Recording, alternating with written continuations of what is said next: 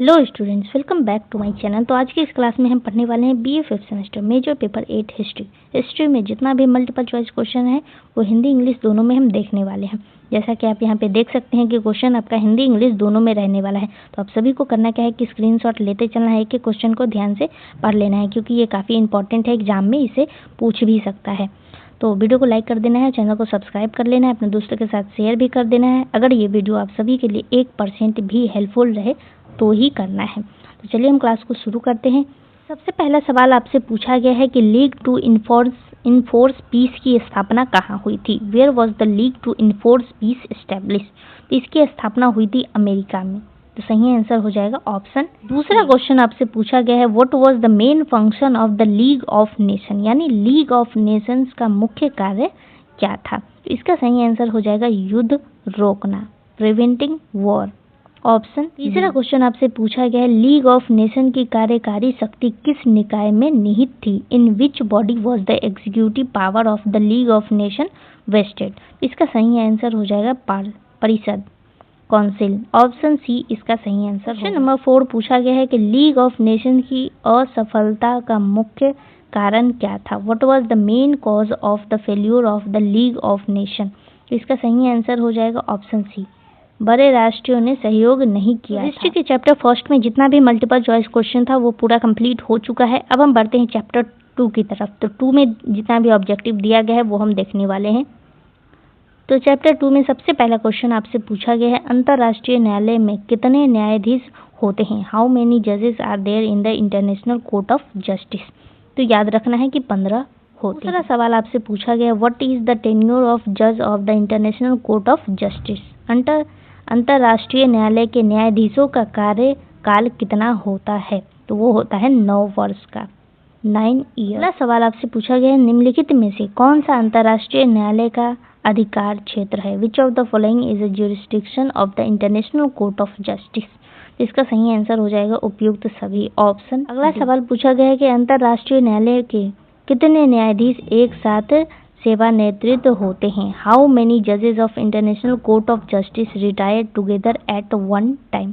तो इसका सही आंसर हो जाएगा ऑप्शन सी, 1/3, 1/3। अगला सवाल पूछा गया है which language is used in the International Court of Justice. अंतर्राष्ट्रीय न्यायालय में कौन सी भाषा प्रयोग की जाती है। तो दोनों किया जाता है, फ्रेंच और इंग्लिश दोनों भाषा किया जाता है। तो सही आंसर हो जाएगा ऑप्शन। अगला सवाल है whose statement is the following. निम्नलिखित कथन किसका है। तो ये जो कथन दिया गया है it is the International Court of justice which has infused new dynamism in today international law more than any other organ of the United. तो ये कथन जो दिया गया है ये कथन किसका दिया हुआ है। तो ये कथन है आपका रोसलिन का, ऑप्शन। तो चैप्टर 2 पूरा कंप्लीट हो चुका है। चैप्टर 3 में जो भी मल्टीपल चॉइस क्वेश्चन दिया हुआ है अब हम वो देखने वाले हैं। तो ILO की स्थापना कब हुई थी। ये क्वेश्चन हम पोस्ट में भी डाले थे। आप सभी को करना क्या है कि पोस्ट भी चेक करते रहना है, क्योंकि हम वहाँ पे भी इंपॉर्टेंट ऑब्जेक्टिव क्वेश्चन डाल देते हैं। तो अब आपको यहाँ पे बताना है कि when was the ILO established. तो वो हुआ था 1919। सवाल पूछा गया है निम्नलिखित में से कौन सा कथन गलत है। Which of the following statement is incorrect. तो यहाँ पे आपको 4 ऑप्शन दिया गया है, तो आपको बताना है कि इसमें से कौन सा गलत है। तो इसमें से ऑप्शन सी ये गलत है। कोई भी व्यक्ति या संगठन ILO का सदस्य नहीं बन सकता है, ये बात गलत है। चैप्टर 4 में जो मल्टीपल चॉइस क्वेश्चन दिया गया है अब हम वो देखने वाले हैं। चैप्टर 3 पूरा कंप्लीट हो चुका है, उसमें 2 ही ऑब्जेक्टिव दिया हुआ था। तो सबसे पहला सवाल पूछा गया है थ्रू द डार्क कंटिनेंट पुस्तक के लेखक कौन थे। The author of through the dark continent was. तो इसके लेखक थे स्टैनली, ऑप्शन। तो अगला सवाल पूछा गया है सुएज नहर का निर्माण फ्रांसीसी इंजीनियर डी लेपेस द्वारा कब किया गया। Lesseps. The Suez Canal was constructed by French engineer de Lesseps in. तो वो किया गया था 1869 में, ऑप्शन। तो अगला सवाल पूछा गया है अफ्रीका के विभाजन में किस देश को सबसे बड़ा क्षेत्र प्राप्त हुआ। Which country receive the largest territory in the partition of Africa. तो वो है फ्रांस, ऑप्शन। अगला सवाल पूछा गया है इंग्लैंड द्वारा अधिग्रहित अफ्रीकी उपनिवेशों को सही क्रम में व्यवस्थित कीजिए। Arrange in the order of African colonies acquired by England. तो इस तरीके से आपको अरेंज करना है। सबसे पहले हो जाएगा केप कॉलोनी, उसके बाद आएगा नेटल, उसके बाद आएगा ट्रांसवाल, उसके बाद आएगा नाइजर। ऐसे करेक्ट वे में, करेक्ट ऑर्डर में आपको क्या करना है, इसको अरेंज करके लिखना है। यहाँ पे उल्टा पुल्टा करके दिया गया है, बस इसी को क्या करना है कि अरेंज कर देना है। तो आंसर ऐसा होगा। अब हम बढ़ते हैं चैप्टर 5 की तरफ। 4 भी कंप्लीट हो चुका है। चैप्टर 5 में आपको दिया गया है एडोल्फ हिटलर का जन्म 20 अप्रैल को ऑस्ट्रिया के एक छोटी से नगर में हुआ था। तो Adolf Hitler was born on April 20 in a small town in Austria. वो हुआ था 1889 में। अब अगला सवाल हम देखते हैं। तो अगला सवाल आपसे पूछा गया है, हिटलर को बेवेरिया के लेट्सबर्ग किले में एक अपराधी के रूप में कितने वर्षों की सजा हुई थी? तो Hitler was imprisoned in the fortress of Landsberg for a sentence of, तो वो हुआ था 5 वर्ष के लिए, यानी 5 साल के लिए हुआ। तो अगला सवाल पूछा गया है, in which year did election become mandatory after the death of president Ebert? तो वो 1925 में हुआ। Option D. अगला सवाल पूछा गया है, in January of which year was Adolf Hitler invited to form the council of minister? तो 1933। अगला सवाल पूछा गया है, in March of which year did Hitler announce rejection of all provision of the treaty of Versailles? March में किस वर्ष Hitler ने वर्साइल की संधि के सभी प्रावधानों को अस्वीकार करने की घोषणा की? वो हुआ 1935 में। ऑप्शन। अगला सवाल पूछा गया, in October of which year did fascist Italy cooperate and assist Nazi Germany? तो 1936 में हुआ था। अक्टूबर में किस वर्ष फांसीवादी इटली ने नाजी जर्मनी के साथ सहयोग और सहायता की? तो 1930। अब हम बढ़ते हैं चैप्टर 6 की तरफ। तो चैप्टर 6 में पूछा गया है, मुसोलिनी का जन्म 29 जुलाई को हुआ था। तो वो कब हुआ? तो 1882 में हुआ था। अगला सवाल पूछा गया, in which year did Mussolini become the editor of the socialist newspaper Avanti? Mussolini समाजवादी समाचार पत्र अवंती के संपादक किस वर्ष बने? तो वो 1912 में बने थे। तो ऑप्शन ए हो जाएगा सही। अगला सवाल पूछा गया, on September 22 in which year did Mussolini issue the command march on Rome? तो 1922। अगला सवाल पूछा गया है, Mussolini reached Rome on October 30 and form a new cabinet in? तो 1922 में बना। अगला सवाल पूछा गया, 1927 में फांसीवादी दल की कुल सदस्य संख्या कितनी पहुंच गई थी? तो इन 1927 the total membership of the fascist party reach, तो वो 10 लाख तक पहुंच चुका था। तो ऑप्शन बी हो जाएगा। सवाल पूछा गया, in October of which year did Italy attack Abyssinia after obtaining France support? October में किस वर्ष इटली ने फ्रांस का समर्थन प्राप्त करने के बाद एवेस्निया पर आक्रमण किया?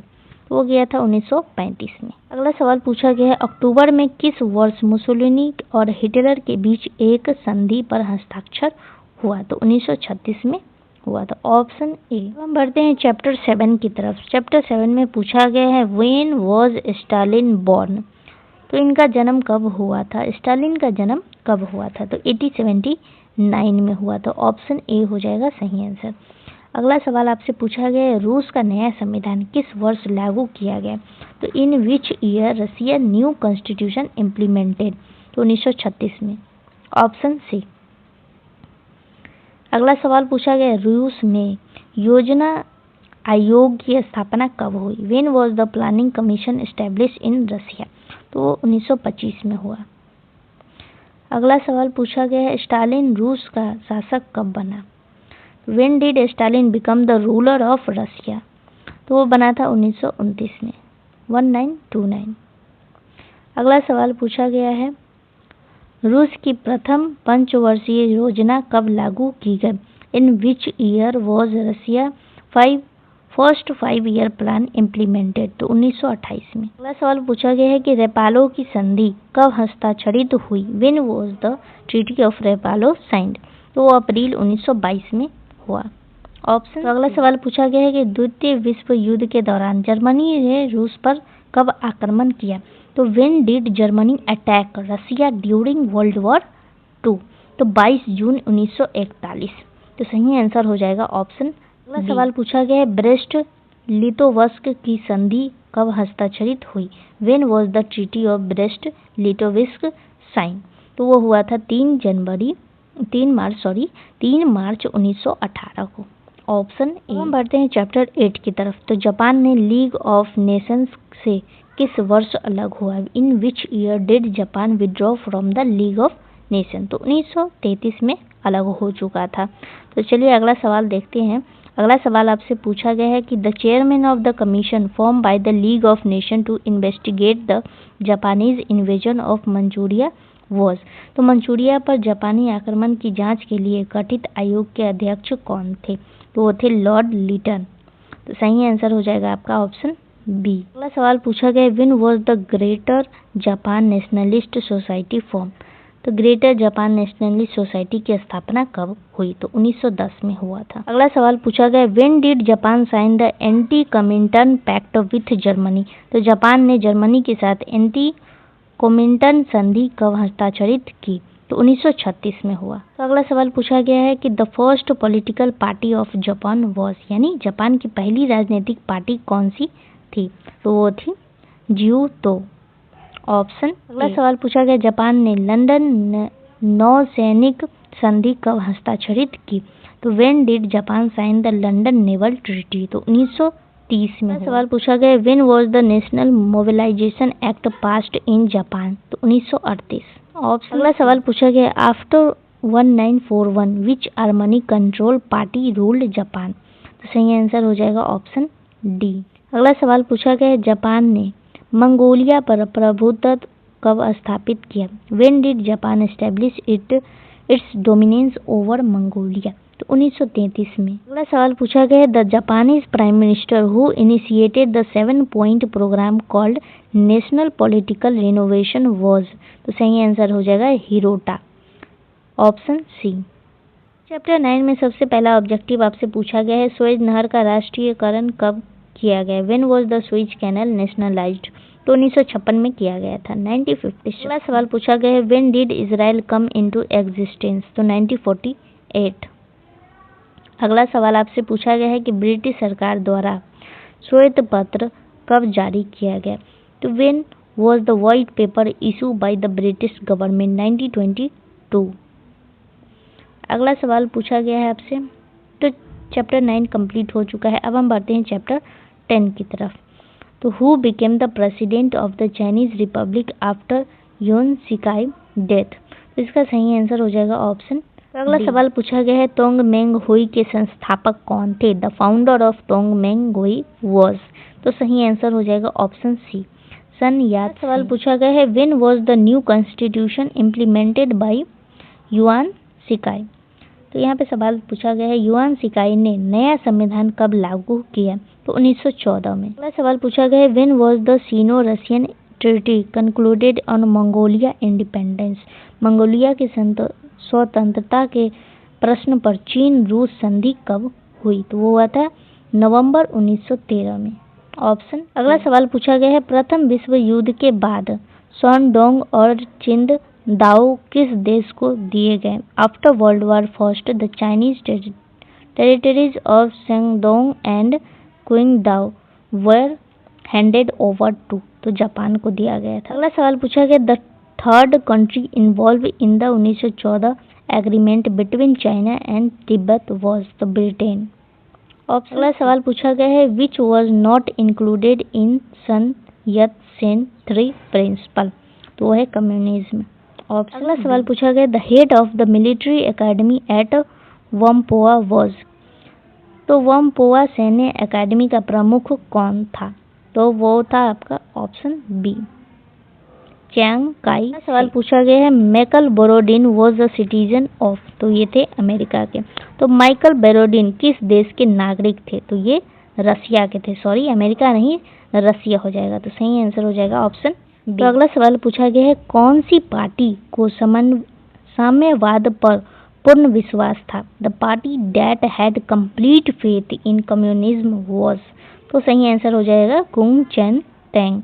सही आंसर आपका हो जाएगा option C Chinese communist party. तो अगला सवाल पूछा गया है in which year was British power fully establish in Egypt? तो सही आंसर हो जाएगा 1882। तो अगला क्वेश्चन देखते हैं क्या पूछा गया है। अगला क्वेश्चन आपसे पूछा गया है, ब्रिटिश जनरल एलेनबी ने फिलिस्तीन पर कब अधिकार किया?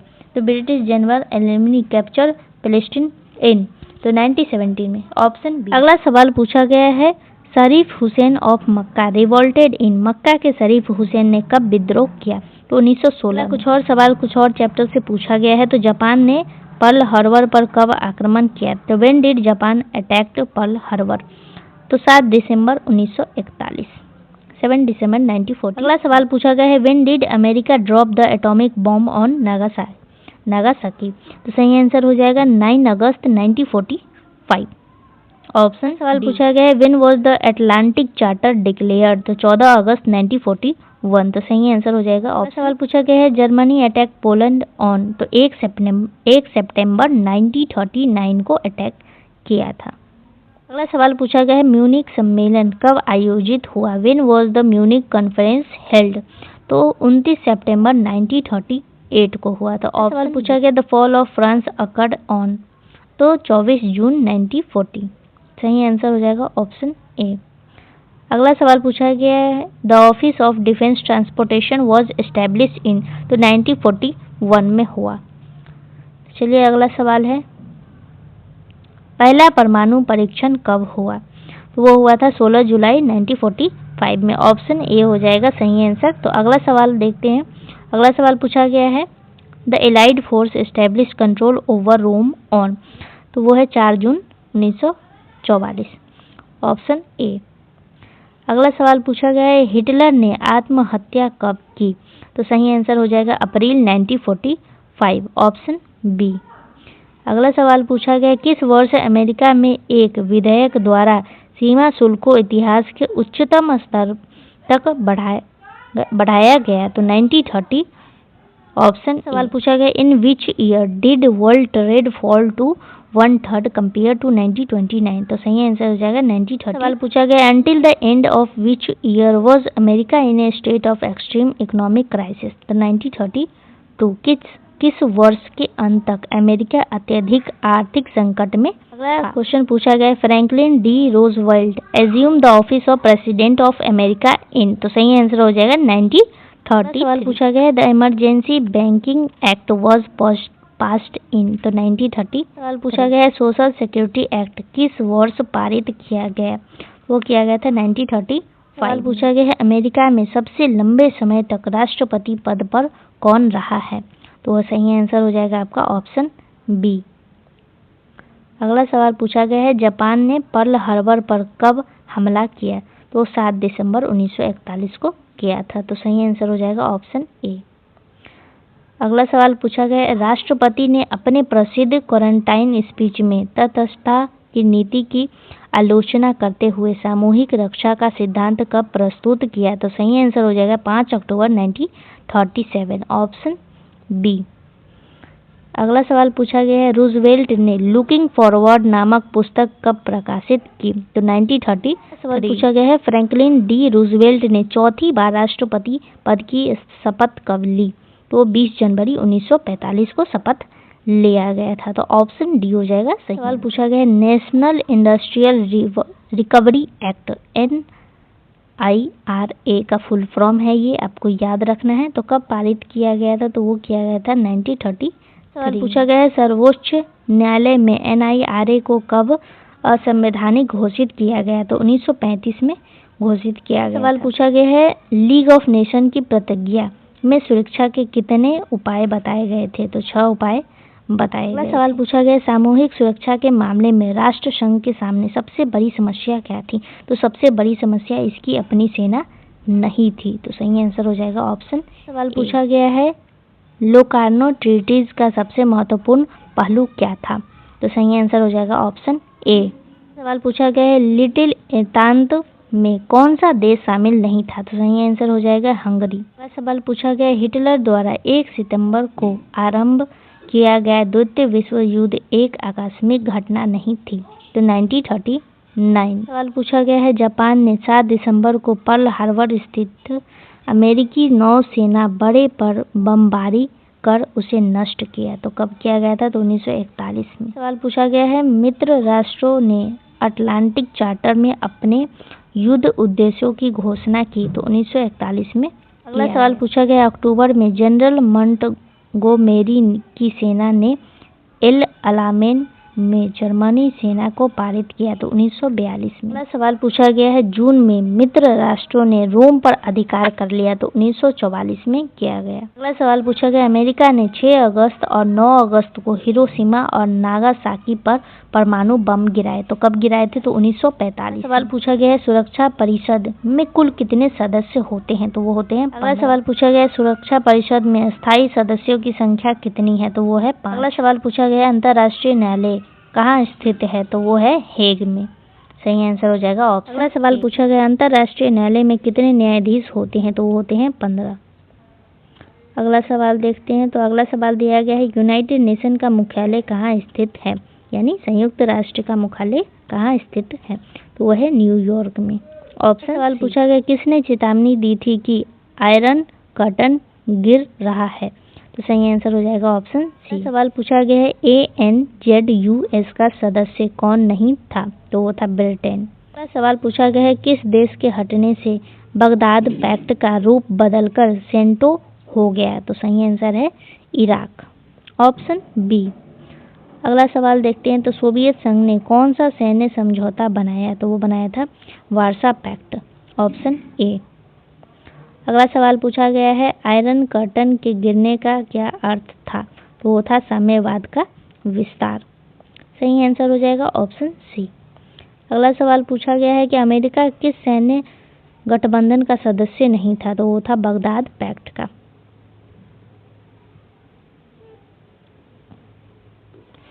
तो मेजर पेपर 8 में जितना भी ऑब्जेक्टिव था पूरा कंप्लीट हो चुका है। जितना भी आपको दिया गया था ऑब्जेक्टिव आपके बुक में मेजर पेपर 8 में पूरा कंप्लीट हो चुका है। तो आई होप कि ये वीडियो आप सभी के लिए काफ़ी हेल्पफुल रहा हो।